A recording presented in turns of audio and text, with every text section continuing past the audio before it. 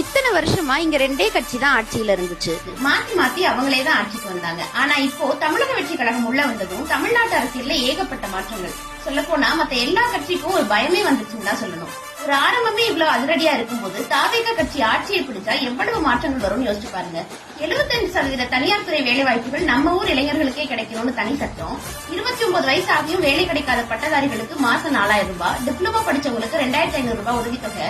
அதே போல பிளஸ் 2ல இருந்து PhD வரை படிக்க விரும்புற மாணவர்களுக்கு 20 லட்சம் வரை பிணையில்லா கல்வி கடன்னு நம்ம சிவகங்கை மண்ணுக்கு இப்ப ரொம்ப தேவையான முக்கியமான மாற்றங்களை இவங்க கொண்டு வரேன்னு சொல்லியிருக்காங்க.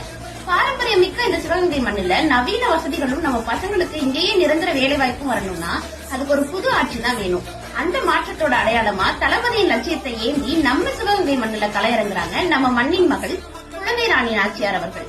உங்களை மக்கள் ஜெயிக்க வைப்பாங்களா? உங்க கருத்தை கமெண்ட்ல சொல்லுங்க. இது போல நிறைய வீடியோஸ்க்கு எங்க சேனலை மறக்காம ஃபாலோ பண்ணிக்கோங்க.